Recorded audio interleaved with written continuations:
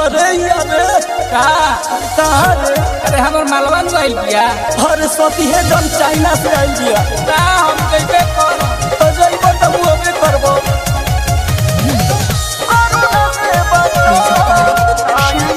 Bhavani recording studio China में केहू से चटल नहीं खे है, बात का गारंटी खचाल नहीं खे है।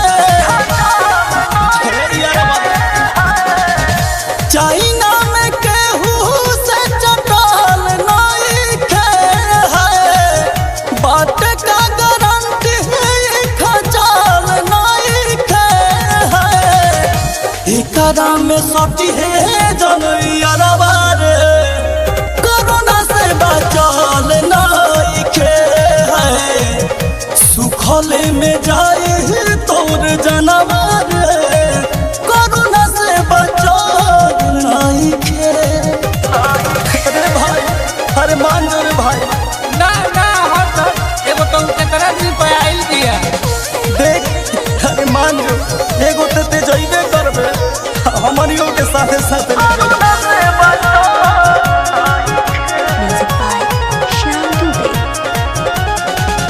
कोरोना धराती जान से मुआती, गोर गोर टंगरी देखा के पागल बना दी।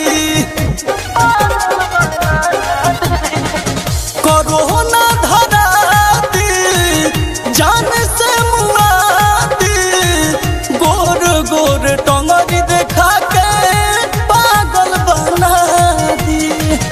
खोपड़ी में तोरा मत धसाल नहीं खे है, ई डॉक्टर हकीम से जचल नहीं खे है। एकरा में सती है जनैया रे, कोरोना से बचल नहीं खे है। सुखले में जाए तोर जनवर, कोरोना से बचल नहीं खे। हम जइबे कर बड़ी बेचैनी बा। का हर नाम बेचे ना हम ना मानो।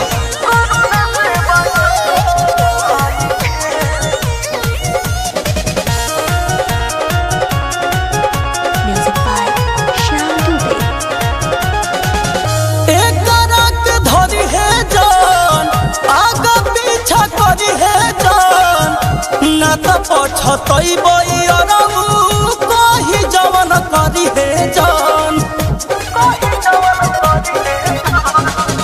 एकरा के धरी है जान, आगा पीछा करी है जान, ना त पछतइबई अरऊ कही जवन करी है जान। मनोज भोजपुरी लहर काम नहीं खे है, राधे बवाली के काम नहीं खे है।